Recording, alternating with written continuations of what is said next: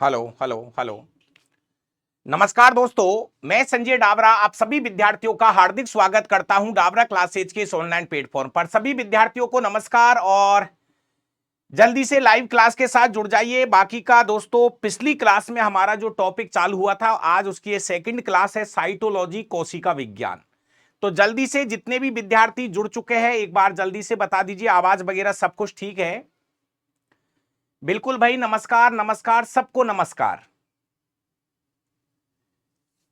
चलिए, तो दोस्तों पिछली क्लास में हमने जो टॉपिक छोड़ा था वो हमारा टॉपिक था कोशिका सिद्धांत, सेल थ्योरी।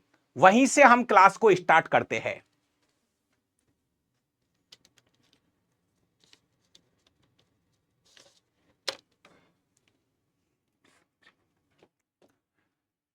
चलिए, तो आपको पता होगा पिछली क्लास में हमने ये जो टॉपिक स्टार्ट किया है, इस टॉपिक के अंदर सबसे पहले ये पढ़ा था कि कोशिका किसे कहते हैं, कोशिका की खोज किसने की, कोशिका का आकार व आकृति किस प्रकार का है। मतलब पिछली क्लास में एक तरह से हमारा एक आधार सेट हुआ था इस चैप्टर का कि इस चैप्टर में हम किस तरह से अध्ययन करने जा रहे हैं।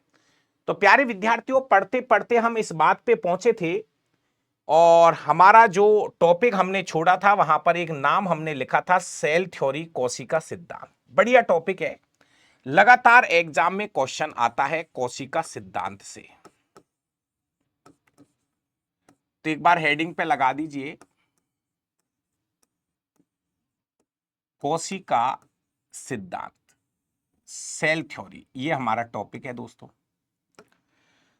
अगर मैं कोशिका सिद्धांत की बात करूं, सिद्धांत का मतलब होता है जब किसी चीज की जानकारी प्राप्त हो जाती है तो उसके ऊपर एक कंप्लीट चीजें लिखी जाती है और ऐसी लाइनें जो हर जगह लागू हो जाती है, उसको बोलते हैं कोशिका सिद्धांत। तो प्यारे विद्यार्थियों, कोशिका सिद्धांत जो है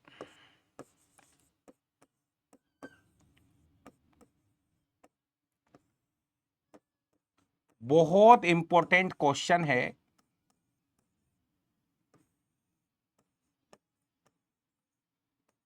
सन 1838-39 में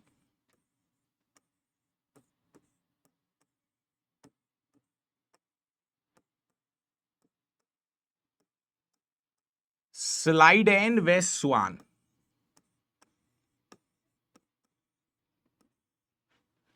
स्लाइडेन व स्वान नामक वैज्ञानिकों ने दिया था।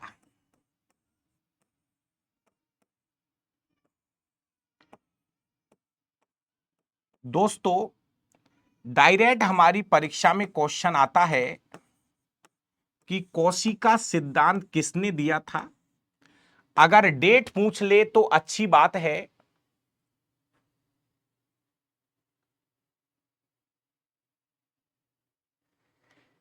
थैंक यू भाई बिक्की भाई, बहुत बढ़िया। तो प्यारे विद्यार्थियों, कोशिका सिद्धांत किसने दिया है, इसमें केवल आपको दो वैज्ञानिकों के नाम याद रखने हैं। ये है हमारे स्लाइडेन और स्वान। भले ही आप इधर उधर की रामायण छोड़ के केवल ये नाम याद कर लीजिए, डायरेक्ट क्वेश्चन परीक्षा में आएगा कि कोशिका सिद्धांत किसने दिया है। तो ये सिद्धांत दिया था 1838-39 के अंदर और वैज्ञानिक का नाम है स्लाइडेन और स्वान। दोस्तों, अब बात ये चल रही है कि इस कोशिका सिद्धांत में लिखा क्या है। तो कोशिका सिद्धांत में क्या क्या बातें लिखी है उन बातों को सुन लीजिए। नंबर एक, कोशिका सिद्धांत में क्या क्या लिखा हुआ है उन बातों को आप प्लीज थोड़ा सा नोट करिए। नंबर एक,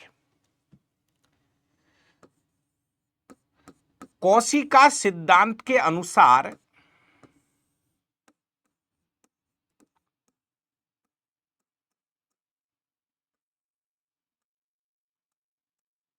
कोशिका सिद्धांत के अनुसार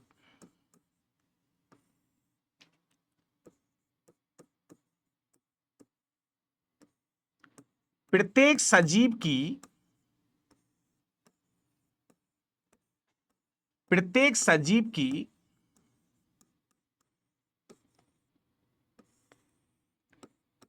संरचनात्मक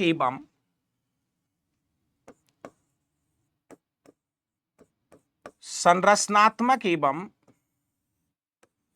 क्रियात्मक इकाई कोशिका होती है। ये लाइन हम पहले ही पढ़ चुके हैं, लेकिन इस लाइन को कोशिका सिद्धांत में भी लिखा गया है। प्रत्येक सजीव की, चाहे वो कितना भी बड़ा जीव हो, चाहे वो कितना भी छोटा जीव हो, उसके वो जो मूल इकाई है, उसकी संरचनात्मक और क्रियात्मक जो इकाई है, वो हमने कोशिका को माना है। दूसरी लाइन, प्रत्येक जीव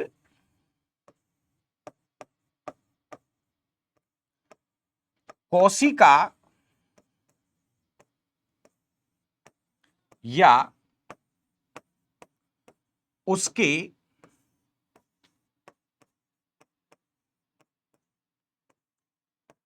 उत्पादों से मिलकर बने होते हैं।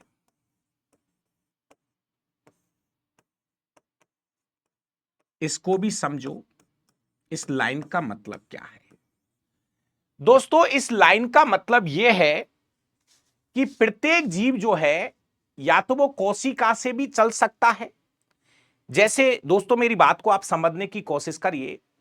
जैसे एक कोश के जीव है, अमीबा, पैरामीशियम, तो वो जीव केवल एक ही कोशिका से जिंदा रह रहे हैं। तो प्रत्येक जीव या तो एक कोशिका से चल सकता है या कोशिका के उत्पादों से मिलकर बना होता है। इसका मतलब यह होता है कि कोशिका मिलकर क्या बनाती है? ऊतक, ऊतक मिलकर क्या बनाते हैं? अंग, अंग मिलकर बनाते अंग तंत्र, और लास्ट में बनता है पूरा शरीर। समझने की कोशिश करिए। जैसे हमारा शरीर है, यह कोशिका के उत्पादों से मिलकर बना है। कैसे? आपको पता है, कोशिका है, कोशिका मिलकर क्या बनाती है? ऊतक, ऊतक मिलकर क्या बनाते हैं? अंग, अंग मिलकर अंग तंत्र, और बनता है हमारा शरीर। तो हमारा शरीर कोशिका के उत्पादों से मिलकर बना है।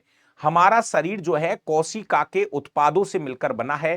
तो दोस्तों, प्रत्येक जीव कोशिका या उसके उत्पादों से मिलकर बने होते हैं। नंबर 3 वाली लाइन बहुत ज्यादा इंपॉर्टेंट है, बहुत ज्यादा इंपॉर्टेंट है दोस्तों। नवीन कोशिकाओं का निर्माण, नई कोशिकाओं का निर्माण, नवीन कोशिकाओं का निर्माण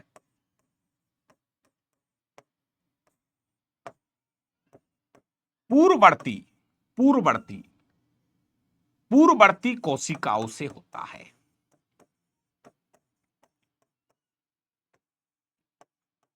इस लाइन को समझो भाई साहब। ये लाइन ये है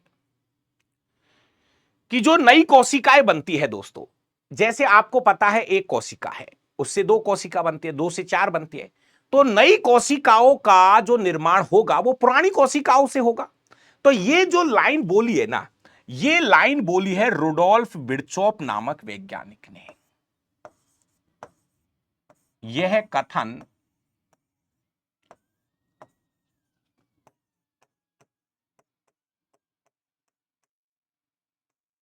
रुडोल्फ बिरचॉफ ने दिया था। अच्छी लाइन है भाई साहब, डायरेक्ट क्वेश्चन पूछेगा।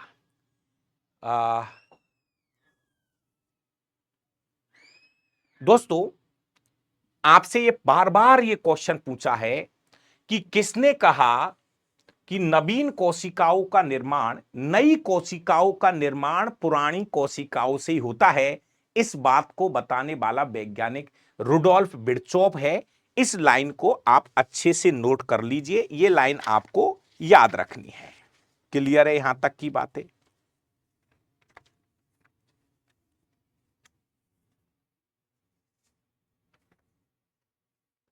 एक लाइन और दोस्तों,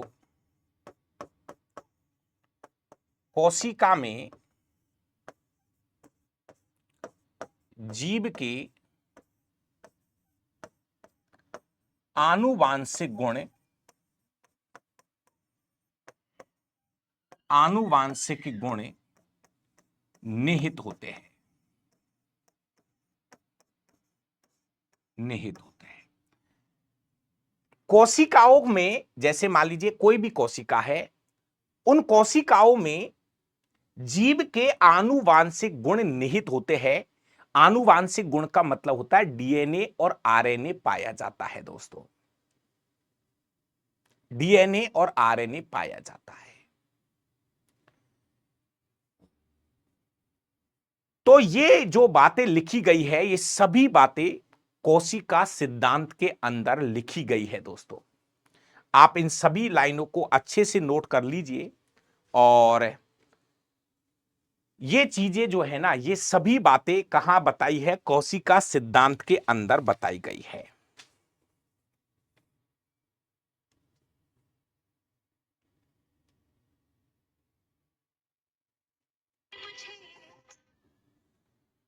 करो भाई, इनको तो नोट करो।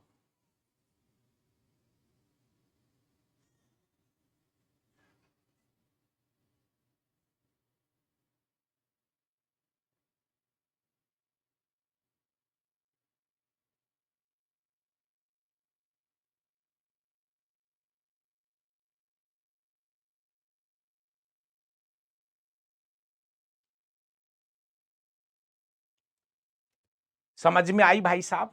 एक एक लाइनें जो मैंने बोली है उनको आप समझिए, कौन सी बात कोशिका सिद्धांत में लिखी गई है। अगर आपको भाई ये कक्षा 11वीं के अंदर है, मैं आपको ये बता दूं, ये जो लाइनें मैं लिख रहा हूं ये शायद ही कक्षा 10वीं की एनसीईआरटी में लिखी हुई है। कक्षा 10वीं की एनसीईआरटी में इतना लिखा हुआ नहीं है। हां, ये तो लिखा मिलेगा कि कोशिका सिद्धांत किसने दिया है, स्लाइडेन और स्वान ने। लेकिन ये सब चीजें मिलना कोई जरूरी नहीं है। ये कक्षा 11वीं या 12वीं की किताबों के अंदर से डाटा मैं लिख रहा हूं। ये ध्यान रखना दोस्तों, ये क्वेश्चन बार बार आता है कि नई कोशिकाओं का निर्माण पुरानी कोशिकाओं से होता है। इस कथन को बताने वाला वैज्ञानिक जो था वो रुडोल्फ बिरचॉफ थे।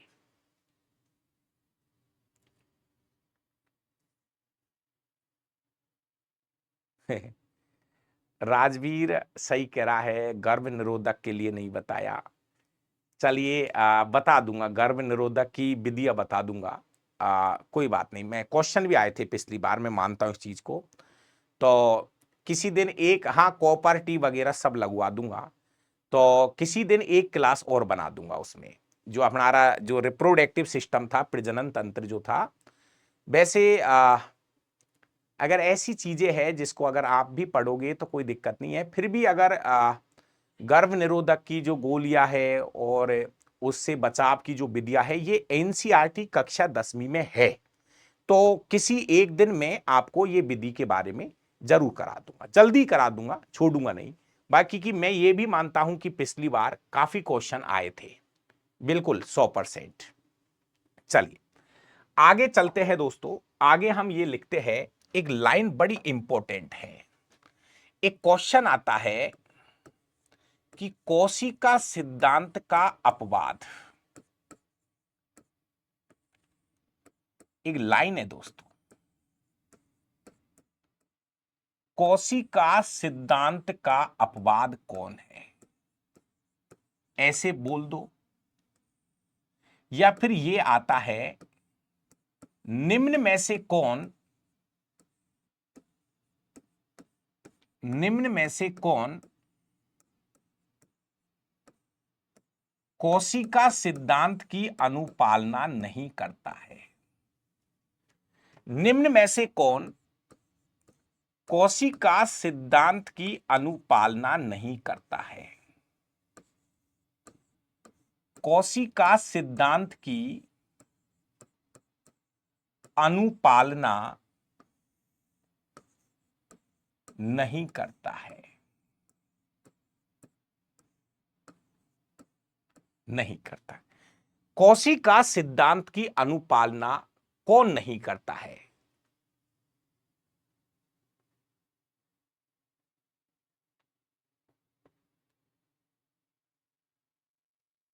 तो इस क्वेश्चन का जवाब देखिए दोस्तों, आपको मैं बता दूं, एक ऐसा जीव जो कोशिका सिद्धांत की अनुपालना नहीं करता है उस जीव का नाम है वायरस। हिंदी में बोलते हैं विषाणु। दोस्तों, ये जो वायरस होता है, सुना होगा,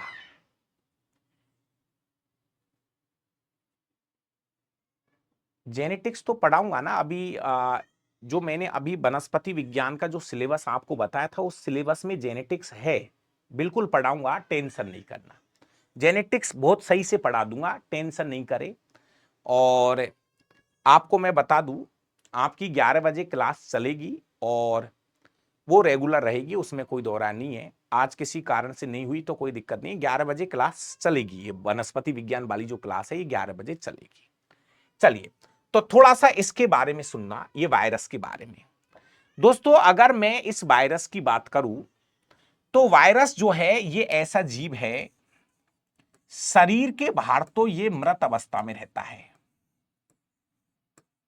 वायरस जब शरीर के बाहर रहता है तो ये निर्जीव अवस्था में रहता है। निर्जीव अवस्था में रहता है। समझने की कोशिश करना। अगर मैं ये बोलूं कि कहीं पे 100 वायरस है, हम उसको 10 साल बाद देखेंगे वो ही 100 वायरस है, 1000 साल बाद देखेंगे वो ही 100 वायरस है। इसका मतलब वायरस तो निर्जीव हुआ। तो शरीर के बाहर ये जो वायरस होता है ना, ये निर्जीव है। इसके बाद में शरीर के अंदर जाकर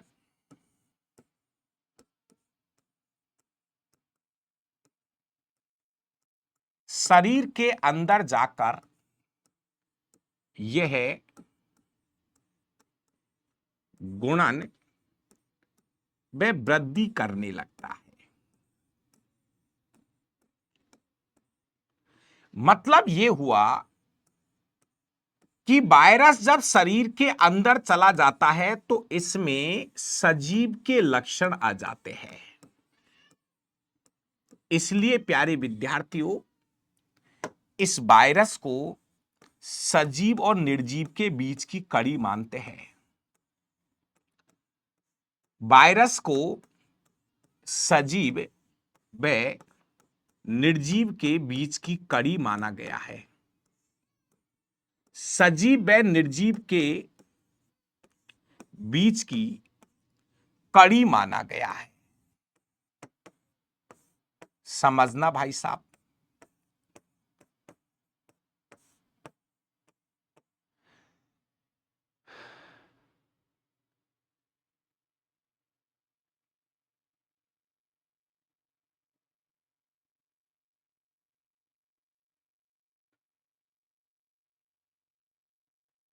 सभी को मेरा नमस्कार। और दोस्तों देखिए, आप थोड़ा सा समझने की कोशिश कीजिए। अगर आपको कोई भी बात पूछनी हो तो प्लीज आप मेरे को व्हाट्सएप पे मैसेज डाल दिया करो, मैं उसका रिप्लाई दे दूंगा। क्योंकि लाइव क्लास में सभी बच्चों का रिप्लाई देना, थोड़ा सा हाथ जोड़ के निवेदन है, संभव नहीं है। मैं आपको ये बता दूं कि ये जो हम साइंस पढ़ रहे हैं, इसके अंदर शायद ही मैं कोई टॉपिक छोड़ूंगा। एक बार आप धैर्य रखो, मुझे पढ़ाने दो। जब मैं ये कह दूं कि बायोलॉजी पूरी हो गई, उस दिन मैं आपसे केवल बात ही बात करूंगा। आपकी समस्याएं आप सुना देना। जब मुझे कहना कि सर आपने टिश्यू नहीं पढ़ाया, सर आपने सेल डिवीजन नहीं पढ़ाया, सर आपने ऊतक नहीं पढ़ाया, सर आपने जेनेटिक्स नहीं पढ़ाई, सर आपने इकोलॉजी इकोसिस्टम नहीं पढ़ाया, एक बार मुझे पढ़ाने तो दो आप। जिस दिन मैं ये कह दूं कि विज्ञान पूरी हो चुकी है, तब आप मेरे को मैसेज डालना, गुरुजी टिश्यू वाला टॉपिक कहां है। लेकिन जब मैं बोल रहा हूं कि प्लीज मुझे पढ़ाने दो और आप पढ़िए, एक भी टॉपिक नहीं छोड़ूंगा जो आप जानते हो।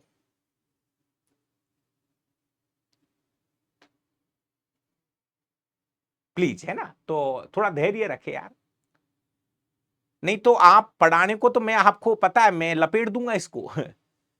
6 महीने का काम 1 महीने में भी कर देते हैं हमें ना जो दोस्तों, है ना। फिर देखोगे गुरुजी क्वेश्चन ही नहीं आया। गुरुजी पता नहीं पेपर में क्वेश्चन ही कहां से आ रहा है। इसलिए प्लीज आपसे निवेदन है, आप धैर्य से पढ़े, फुल पढ़े, आपका क्वेश्चन आउट नहीं जाने दूंगा। नहीं तो भाई अगर आधा अधूरा पढ़ोगे ना तो फिर परीक्षा में यही कहोगे पता नहीं सर पेपर कहां से आता है ना। तो प्लीज आप सभी भाइयों से निवेदन है, अगर कोई भी बात करनी है तो आप मेरे को पर्सनली व्हाट्सएप पे बात कर लो, चैट कर लो, लेकिन लाइव में आप प्लीज ज्यादा बात नहीं करो तो अच्छा रहेगा। दोस्तों, जो कोशिका सिद्धांत के अंदर जो बातें लिखी गई थी, एक ऐसा जीव है जो कोशिका सिद्धांत की अनुपालना नहीं करता है, उस जीव का नाम है वायरस। वायरस से होने वाले रोग हम पढ़ेंगे, और वायरस की खोज जो है ना दोस्तों, वो इवानोवस्की नामक वैज्ञानिक ने की थी। वायरस वायरस की खोज जो है इवानोवस्की ने की। वायरस की खोज की थी इवानोवस्की ने। तो बस आपको क्या करना है, आपको यह याद करना है कि निम्न में से कौन सा जीव है जो कोशिका सिद्धांत की अनुपालना नहीं करता है, उस जीव का नाम आपको लिखना है वायरस। क्लियर है? यह था हमारा एक छोटा सा टॉपिक जिसका नाम दे रखा है कोशिका सिद्धांत। इससे ज्यादा आपको कोशिका सिद्धांत में कुछ नहीं लिखना। दोस्तों, एक छोटी सी सूचना आप सभी भाइयों को मैं देना चाहूंगा। अगर आपके घर परिवार रिश्तेदार के अंदर, प्लीज एक बहुत ही महत्वपूर्ण सूचना है, क्योंकि आप मेरे से जुड़े हुए हैं इसलिए मैं आपको यह सूचना दे रहा हूं। सबसे पहले यह सूचना मैं आपको दे रहा हूं।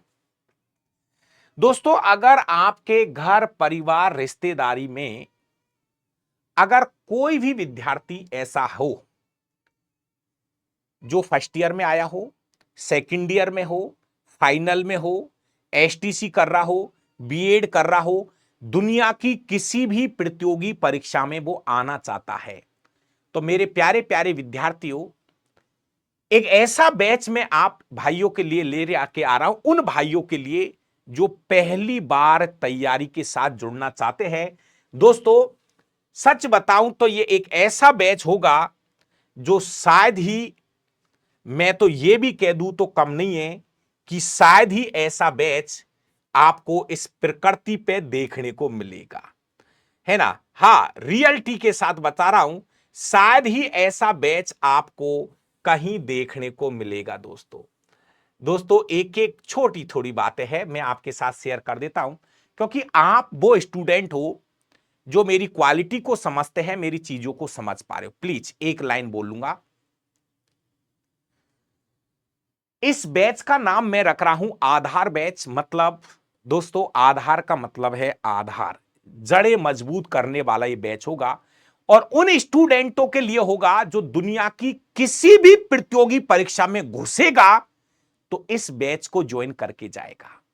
दोस्तों, एक ऐसी विज्ञान जिसको हम बेसिक विज्ञान, आप समझदार आदमी हो, मैं आपसे क्या कह रहा हूं, आधार बैच, अभी हमने जैसे कोशिका सिद्धांत पढ़ा है, आप तो पढ़ रहे हो अच्छे लेवल से, कोई दिक्कत नहीं है, लेकिन यह बैच उन स्टूडेंट्स के लिए है जो पहली बार प्रतियोगी परीक्षा में आना चाहता है। मैं कक्षा 6ठी से लेकर 10वीं तक की एनसीईआरटी इस बैच के अंदर पढ़ाना चाहता हूं।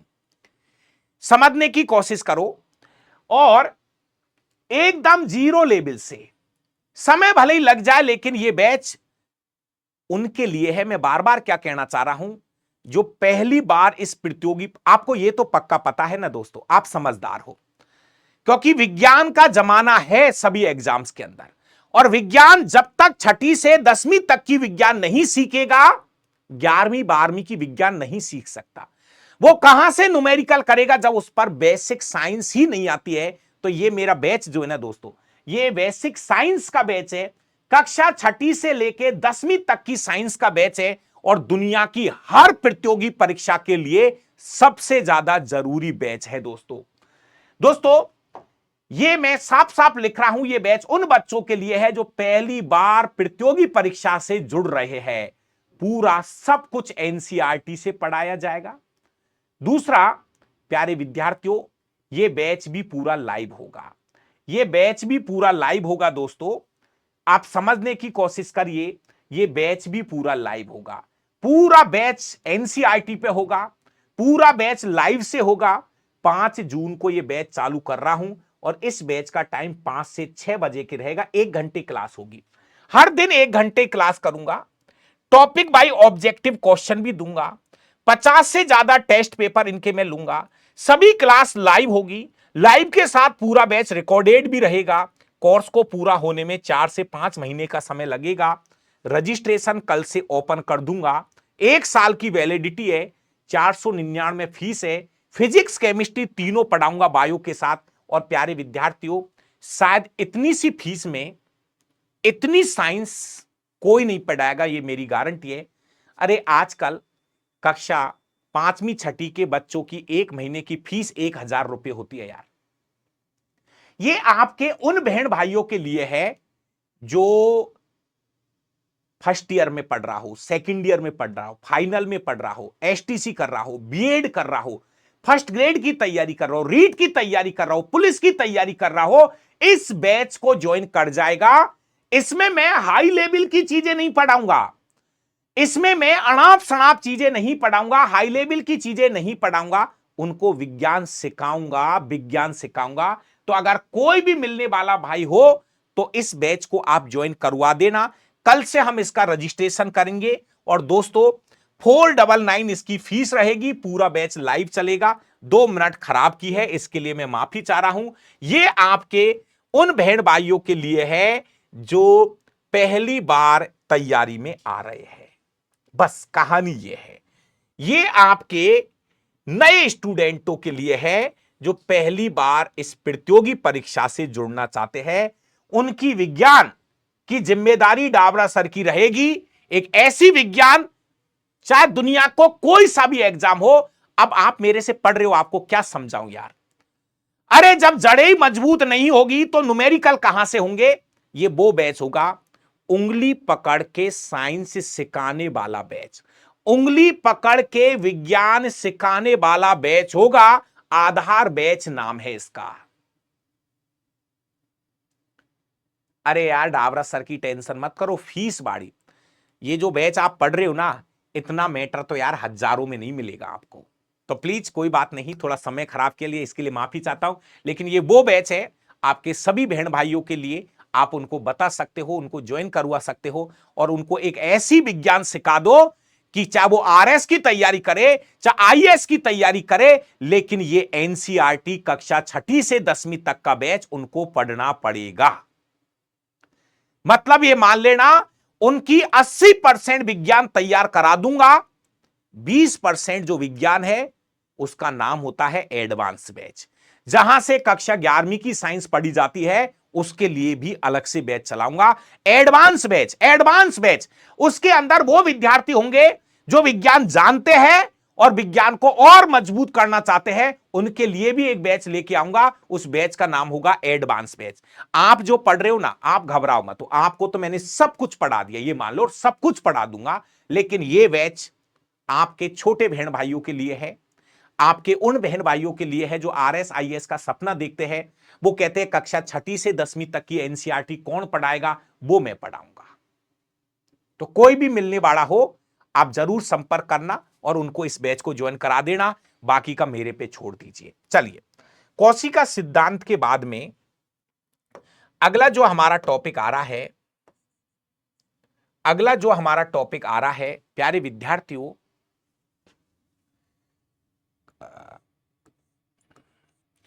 केंद्रक के आधार पर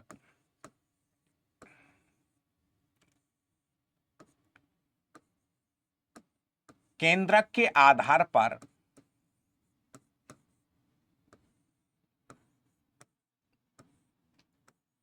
कोशिका के प्रकार।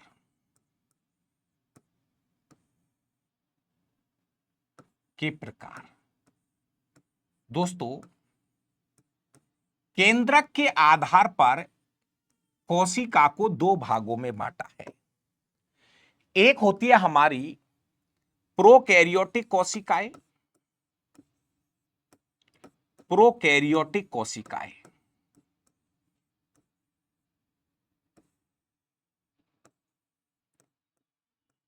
केंद्रक के आधार पर यह बंटवारा कर रहा हूं। एक है प्रोकैरियोटिक कोशिकाएं, एक होती है यूकैरियोटिक कोशिकाएं, एक होती है यूकैरियोटिक कोशिकाएं।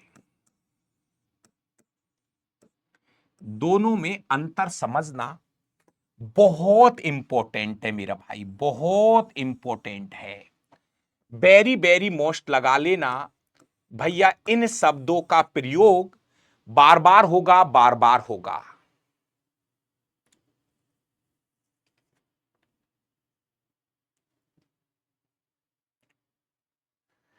दोस्तों, प्रोकैरियोटिक कोशिका का मतलब समझ लीजिए। प्रो का मतलब होता है अविकसित,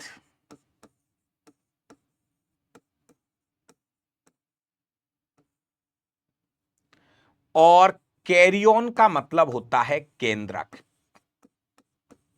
कैरियन का मतलब होता है केंद्रक। प्यारे विद्यार्थियों, जिन कोशिकाओं में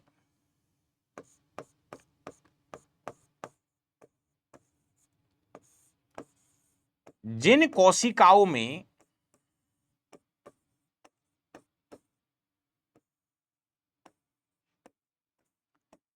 अविकसित केंद्रक पाया जाता है, अविकसित केंद्रक पाया जाता है, मतलब केंद्रक पूरी तरह से डेवलपमेंट नहीं होता है, केंद्रक पाया जाता है, उन्हें प्रोकैरियोटिक कोशिका कहा जाता है। उन्हें प्रोकैरियोटिक कोशिका कहा जाता है। प्रोकैरियोटिक कोशिका कहा जाता है। दोस्तों, जिन कोशिकाओं के अंदर ये मान लो कि केंद्रक जो होता है वो अविकसित होता है, केंद्रक पूरी तरह से विकसित नहीं होता है, उनको बोलते हैं प्रोकैरियोटिक कोशिकाएं। दोस्तों, जैसे ये कोई कोशिका है, लेकिन इस कोशिका में जो केंद्रक होगा वो अविकसित होगा। जिन कोशिकाओं में अविकसित केंद्रक पाया जाता है, समझ लीजिए केंद्रक है ही नहीं है, तो ऐसी कोशिकाओं को हम बोलते हैं प्रोकैरियोटिक कोशिकाएं। और प्रोकैरियोटिक कोशिका किस किस में पाई जाती है, सबसे इंपॉर्टेंट बात है इसका उदाहरण। किस किस में प्रोकैरियोटिक कोशिका पाई जाती है? नंबर एक, बैक्टीरिया में।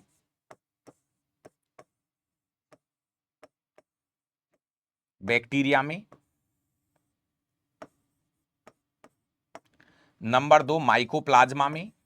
ये जीव है, जीव है। माइकोप्लाज्मा में।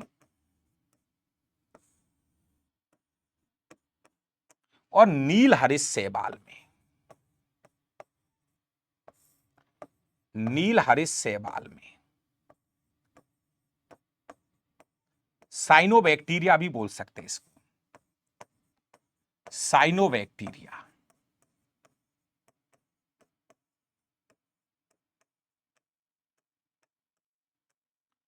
दोस्तों, ये वाला पार्ट आपको बहुत अच्छे से याद रखना है। जिन जीव जंतुओं में अविकसित केंद्रक पाया जाता है तो उनको बोलते हैं प्रोकैरियोटिक जीव। भाई, इस कोशिका का नाम, इनमें जैसे बैक्टीरिया है, इसमें ये वाली कोशिका पाई जाती है, माइकोप्लाज्मा में ये वाली कोशिका पाई जाती है। जिनमें प्रोकैरियोटिक कोशिका पाई जाती है उनको हम बोलते हैं प्रोकैरियोटिक जीव। अगर कोशिका प्रोकैरियोटिक है तो उन जीवों का नाम क्या रख देते हैं? प्रोकैरियोटिक जीव रख देते हैं। क्वेश्चन आएगा, निम्न में से प्रोकैरियोटिक जीव है बैक्टीरिया, माइकोप्लाज्मा, नील हरित शैवाल। इनमें अविकसित केंद्रक होता है, अल्प विकसित केंद्रक होता है, इसलिए हम इसको प्रोकैरियोटिक जीव बोलते हैं। इनमें प्रोकैरियोटिक कोशिका पाई जाती है। दोस्तों, बहुत अच्छा पार्ट है। इधर देखो, यूकैरियोटिक कोशिका। दोस्तों, यू का मतलब होता है पूर्ण विकसित। यू का मतलब होता है पूर्ण विकसित। और कैरियन का मतलब होता है केंद्रक। कैरियन का मतलब होता है केंद्रक। केंद्रक। जिन जीवों में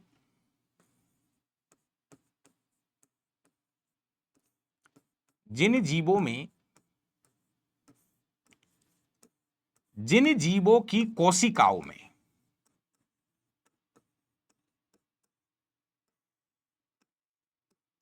पूर्ण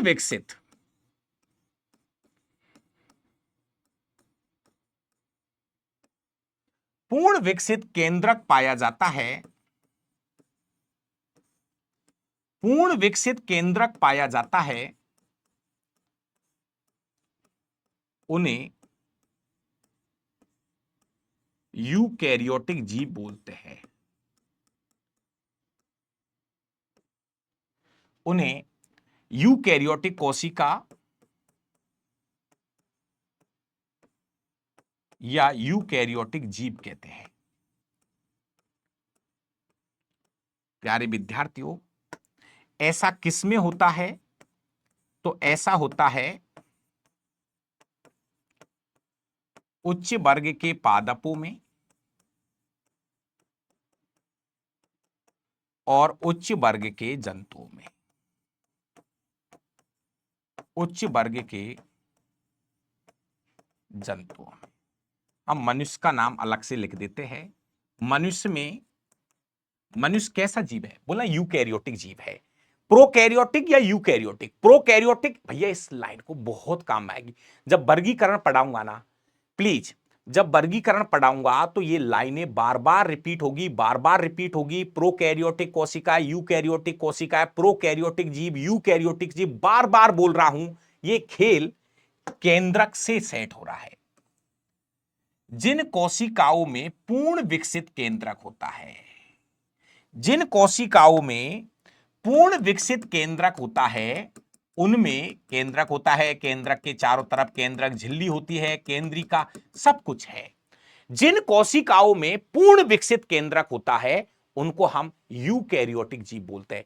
दोस्तों, हमारी जो कोशिकाएं है यूकैरियोटिक कोशिकाएं है, और हम जो अध्ययन करेंगे ना वो इसी कोशिका का करेंगे। एक पूर्ण विकसित कोशिका का अध्ययन करेंगे, यूकैरियोटिक कोशिका का अध्ययन करेंगे। अच्छे से एक एक चीज को पढ़ेंगे। चलिए, अगला अंतर लिख रहा हूं, बड़े ध्यान से सुनना। एक तरफ प्रोकैरियोटिक जीव ले रहा हूं, एक तरफ यूकैरियोटिक जीव ले रहा हूं। अगला अंतर सुनिए। प्रोकैरियोटिक जीव,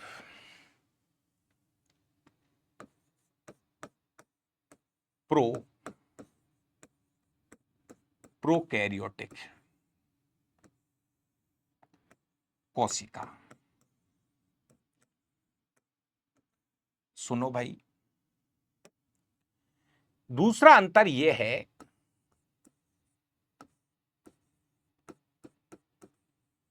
इन कोशिकाओं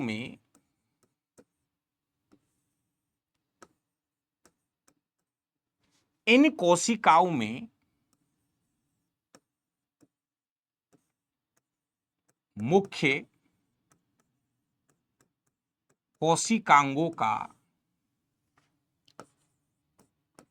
अभाव होता है।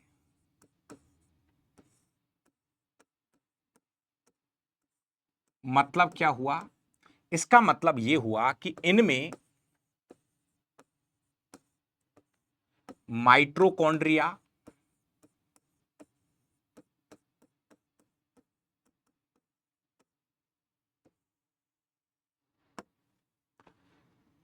प्लास्टिड या लवक,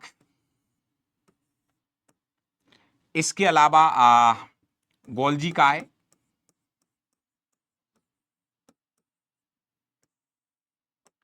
अंतःप्रदपी जालिका,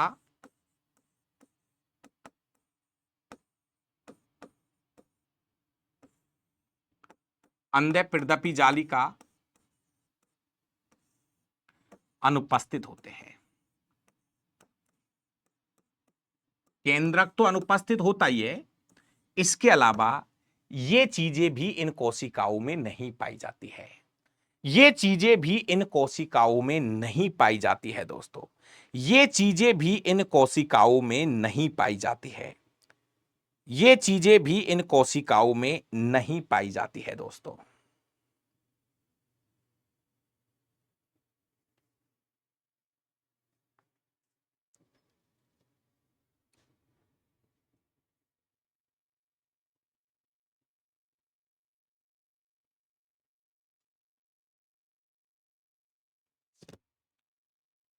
ठीक है, जो प्रोकैरियोटिक कोशिका होती है इनमें माइटोकॉन्ड्रिया, प्लास्टिडियल लवक, गोल्जी काय, अंत्यप्रदपी जालिका, तारकाय, ये चीजें नहीं होती है। प्रोकैरियोटिक कोशिका का मतलब है अविकसित कोशिका, अविकसित कोशिका, अविकसित कोशिका। जबकि दोस्तों यहां लिख देते हैं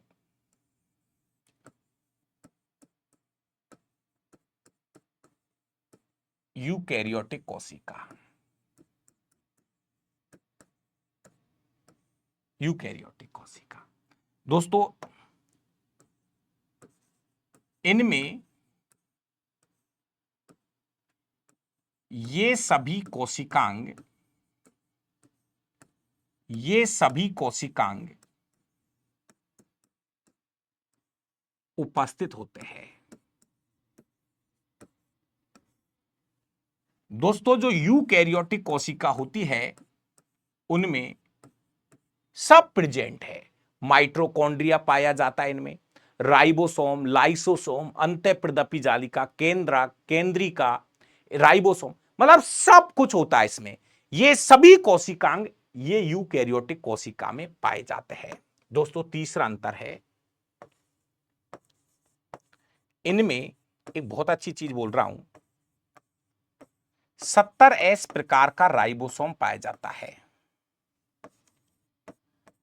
राइबोसोम दो प्रकार के होते हैं दोस्तों, 70S और 80S।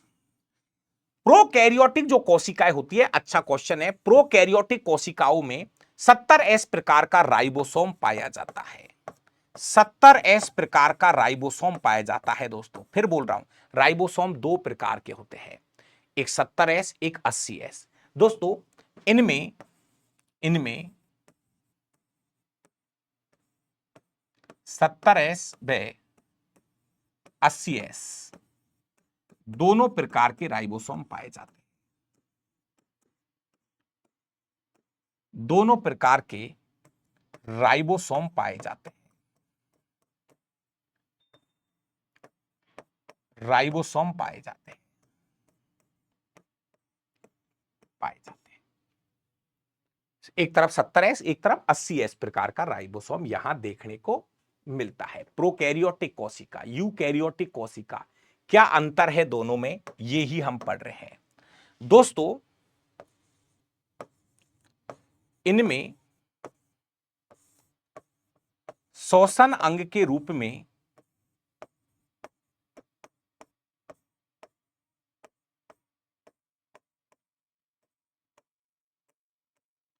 मीजोसोम नामक संरचना पाई जाती है। बहुत अच्छा शब्द है मीजोसोम, मीजोसोम नामक संरचना पाई जाती है, मीजोसोम नामक संरचना पाई जाती है।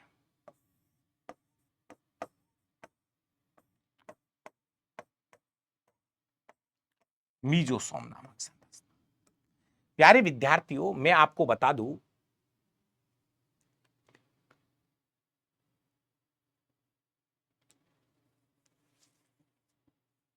दीपक कुमार जी चलिए एक बार दोबारा देखना अगर कोई दिक्कत आए तो। दोस्तों मैं आपको बता दूं, ये जो प्रोकैरियोटिक कोशिकाएं होती है इनकी कोशिका झिल्ली पर, जैसे समझो ये प्रोकैरियोटिक कोशिका है, तो दोस्तों इनकी कोशिका झिल्ली में ऐसे अंतर्बलन पाए जाते हैं, अंतर्बलन पाए जाते हैं, ऐसे कुंडली जैसी संरचनाएं पाई जाती है। इन पे ये संरचना देखने को मिलती है मीजोसोम। मतलब आपको जब मैंने श्वसन पढ़ा था तो हमारे अंदर ग्लूकोज कहां जाके टूटता है, माइटोकॉन्ड्रिया में। हमारे अंदर ग्लूकोज कहां जाके टूटता है, माइटोकॉन्ड्रिया में। इनमें श्वसन अंग के रूप में एक संरचना होती है जिसको हम मीजोसोम बोलते हैं। दोस्तों इनमें श्वसन अंग के रूप में, मतलब हमारे अंदर श्वसन अंग के रूप में माइटोकॉन्ड्रिया पाया जाता है। माइटोकॉन्ड्रिया पाया जाता है।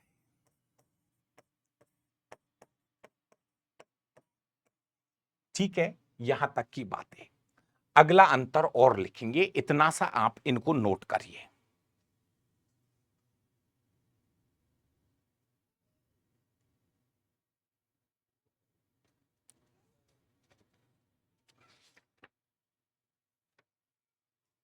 करो भाई, इसको तो नोट करो एक बार, बहुत काम की चीज है। दोस्तों मैं एक चीज और यहां बता दूं, इनका जो केंद्रक होता है ना, इस केंद्रक को बोलते हैं प्रोकैरियोन। इस केंद्रक का नाम क्या है? प्रोकैरियोन। प्रोकैरियोन बोलते हैं। Pro pro pro pro pro मतलब अविकसित केंद्रक, कैरियन प्रोकैरियोन, प्रोकैरियोन मतलब अविकसित केंद्रक, वही बात है।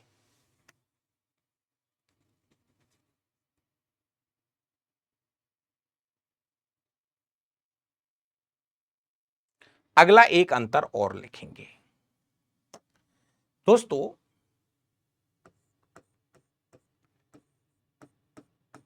प्रोकैरियोटिक कोशिकाओं में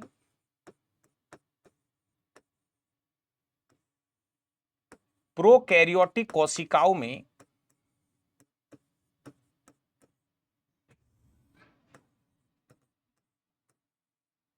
केंद्रक झिल्ली होती नहीं है, केंद्रक होता ही नहीं है। केंद्रक झिल्ली अनुपस्थित होने की वजह से, केंद्रक झिल्ली अनुपस्थित होने की वजह से न्यूक्लिक अम्ल जो है, न्यूक्लिक अम्ल का मतलब होता है डीएनए और आरएनए। न्यूक्लिक अम्ल मतलब डीएनए और आरएनए। न्यूक्लिक अम्ल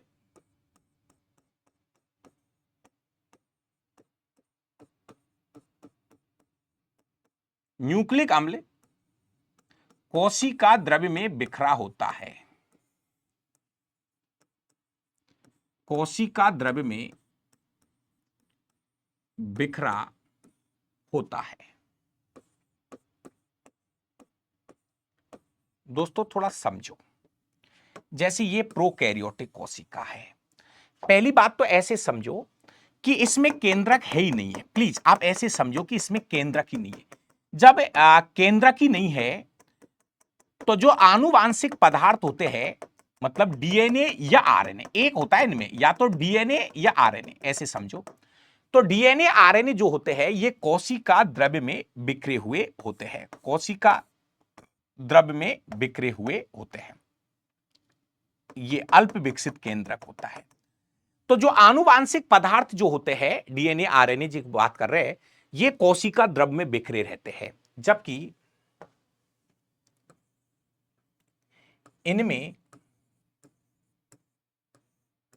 आनुवांशिक पदार्थ डीएनए आरएनए गुणसूत्र, आनुवांशिक पदार्थ,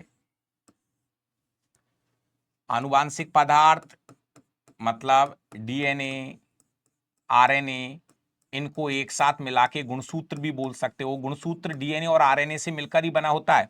आनुवांशिक पदार्थ केंद्रक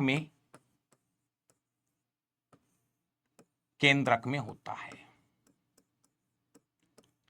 आनुवांशिक जो पदार्थ है, यहां पर जैसे ये आपकी कोशिका है, यहां पर ये केंद्रक होता है, केंद्रक के चारों ओर डबल लेयर और होती है, और यहीं पर आनुवांशिक पदार्थ जो है डीएनए जो है ये आपके विकसित होते हैं। आनुवांशिक पदार्थ यहां केंद्रक में होता है।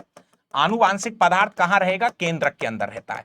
यहां केंद्रक है ही नहीं है, तो आनुवांशिक पदार्थ जो है, यहां तो आनुवांशिक पदार्थ केंद्रक में होता है और वहां आनुवांशिक पदार्थ जो है ये कोशिका द्रव्य में बिखरा हुआ रहता है। आनुवांशिक पदार्थ, आनुवांशिक पदार्थ। दोस्तों मैं आपको एक बात बता दूं, ये आनुवांशिक पदार्थ का मतलब गुणसूत्र है।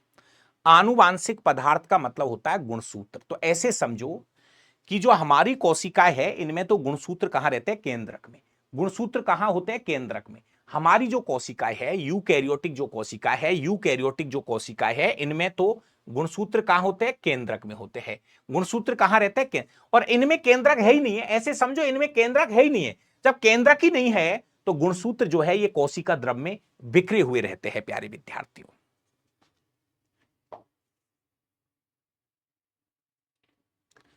इनको बोलते हैं नग्न न्यूक्लिक अम्ल।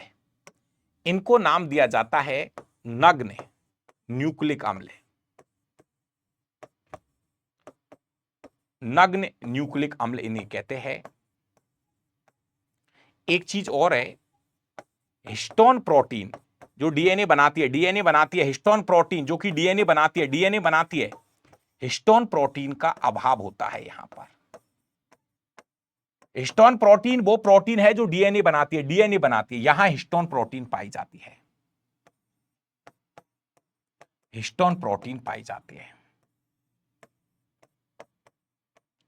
हिस्टोन प्रोटीन पाई जाती है। भाई साहब बार बार इन चीजों को आप समझिए। मैं ये कहना चाह रहा हूं आपसे, दो प्रकार की कोशिकाएं हैं। एक होती है प्रोकैरियोटिक कोशिका और एक होती है यूकैरियोटिक कोशिका। एक होती है प्रोकैरियोटिक कोशिका और एक होती है यूकैरियोटिक कोशिकाएं। तो प्रोकैरियोटिक और यूकैरियोटिक कोशिका में क्या अंतर है? प्रोकैरियोटिक और यूकैरियोटिक कोशिका में क्या अंतर है, हम ये पढ़ रहे हैं। तो प्रोकैरियोटिक कोशिका का मतलब है जिसमें अविकसित केंद्रक पाया जाता है, जिसमें अविकसित केंद्रक पाया जाता है दोस्तों, अविकसित केंद्रक पाया जाता है, उनको हम नाम देते हैं प्रोकैरियोटिक कोशिका। अब यहां पर मैं आपको एक डायग्राम बता रहा हूं, आप एक बार उस डायग्राम को देख लेना।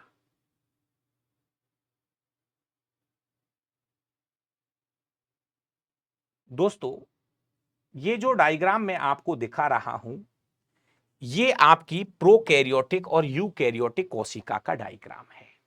यहां पहले इसको देखो, यह है प्रोकैरियोटिक कोशिका, यह है प्रोकैरियोटिक कोशिका। बार बार समझाना चाहूंगा क्योंकि ये शब्द बार बार यूज होंगे, बार बार यूज होंगे। प्रोकैरियोटिक कोशिका, यूकैरियोटिक कोशिका।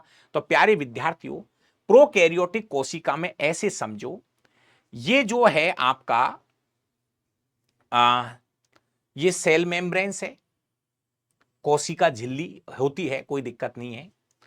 ये सेल बाल है, कोशिका भित्ति है, और ये फ्लैंजियलम होता है, एक ऐसे इसको गति करने में हेल्प करता है इस कोशिका को।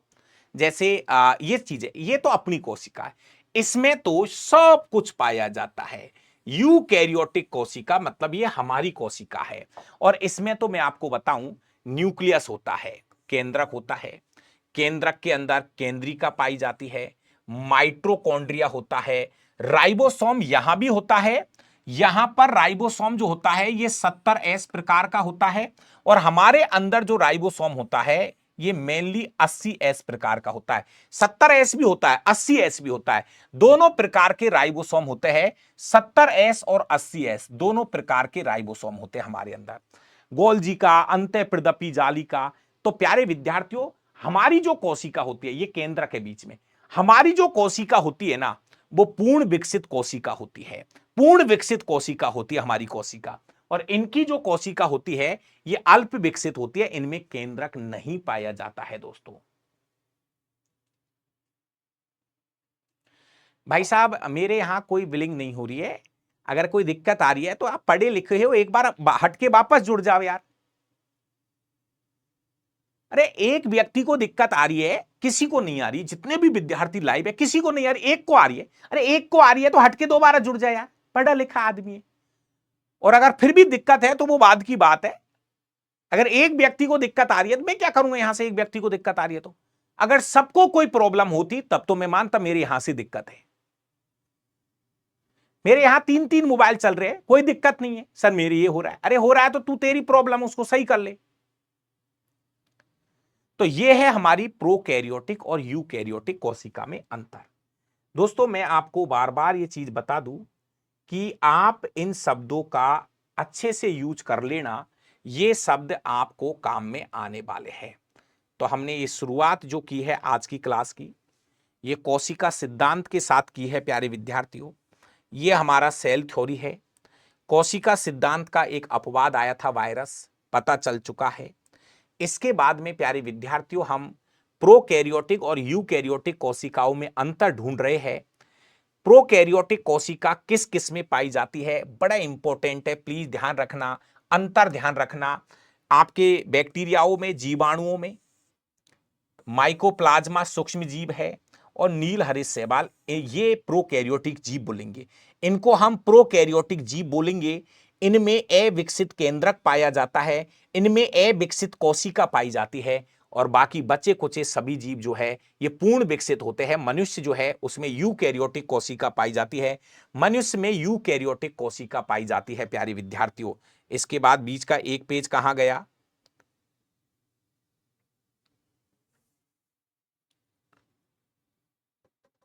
हाँ, दूसरा अंतर देखिए। दूसरा अंतर यह है दोस्तों, ध्यान रखना, काम की चीज है।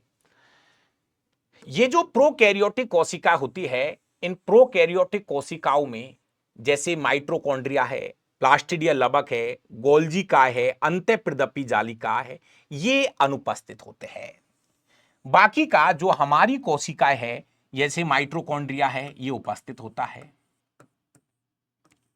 माइटोकॉन्ड्रिया उपस्थित होता है, लबक उपस्थित होता है, गोल्जी काय उपस्थित होती है, लाइसोसोम, राइबोसोम, तारका सब पाए जाते हैं, सब पाए जाते हैं। ईआर बोलते हैं, एंडोप्लाज्मिक रेटिकुलम, अंतःप्रदपी जालिका पाई जाती है।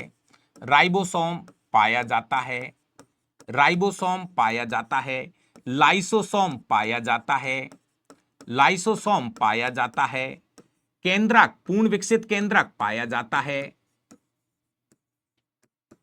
पूर्ण विकसित केंद्रक पाया जाता है, केंद्रक के अंदर केंद्रिका, केंद्रक के अंदर केंद्रिका पाई जाती है।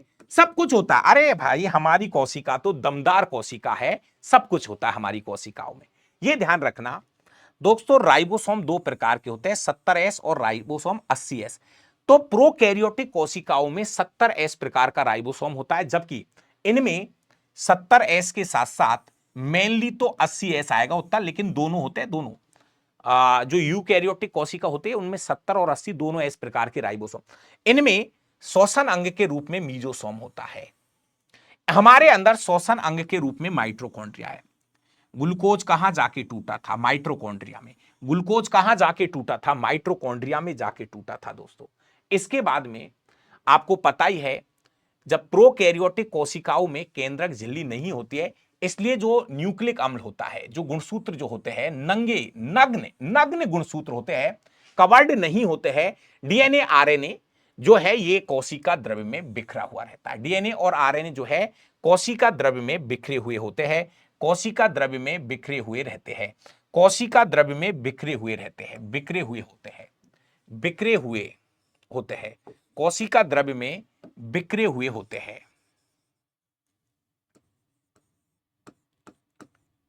बिखरे हुए होते हैं, बिखरे हुए होते हैं। हमारे अंदर जो आनुवांशिक पदार्थ होता है, मतलब गुणसूत्र जो होते हैं, डीएनए आरएनए जो होते हैं, ये हमारे केंद्रक में पाए जाते हैं। ये न्यूक्लिक एसिड है, ये आपका न्यूक्लिक अम्ल है। न्यूक्लिक अम्ल का मतलब होता है डीएनए आरएनए, बोले तो गुणसूत्र यहां पर केंद्रक के अंदर होते हैं दोस्तों। तो एक छोटा सा डायग्राम है प्रोकैरियोटिक कोशिका और यूकैरियोटिक कोशिका का। तो ये था आपका प्रोकैरियोटिक कोशिका और यूकैरियोटिक कोशिका। दोस्तों हम जो अध्ययन करेंगे, मैं फिर बता दूं, ये विकसित कोशिका का अध्ययन करेंगे। हम मनुष्य में कैसी कोशिका है? मनुष्य में यूकैरियोटिक कोशिका पाई जाती है। फाइनली बात है, मनुष्य में यूकैरियोटिक कोशिका पाई जाती है। अलग से लिख देता हूं, यूकैरियोटिक कोशिका पाई जाती है। यूकैरियोटिक कोशिका पाई जाती है। मनुष्य में यूकैरियोटिक कोशिका पाई जाती है और हम यूकैरियोटिक कोशिका का ही अध्ययन करेंगे। हम यूकैरियोटिक कोशिका का ही अध्ययन करेंगे। मतलब जो पूर्ण विकसित कोशिका होती है, जो पूर्ण विकसित कोशिका होती है, यूकैरियोटिक कोशिका का ही अध्ययन करेंगे। ये जो पूर्ण विकसित कोशिका है, इसी की स्टडी हम अलग से करेंगे। मतलब एक एक पार्ट के बारे में पढ़ेंगे। अभी से हम धैर्य के साथ रखें। पादपों में यूकैरियोटिक कोशिका होती है और जंतुओं में भी यूकैरियोटिक कोशिका होती है। मेनली 2-3 उदाहरण छोड़ दो, बाकी सब में यूकैरियोटिक कोशिका है। इसी की हम स्टडी करेंगे। बाकी की क्लास होगी कल 11 AM। कल सुबह 11 बजे क्लास होगी वापस से।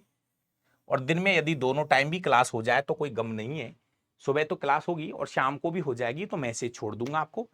ग्रुप में आप जुड़े हुए हैं, सभी भाइयों को बहुत बहुत धन्यवाद। नमस्कार। आराम से पढ़ते रहिए, मजे से पढ़िए, अपने नोट्स खुद बनाइए। Thank you.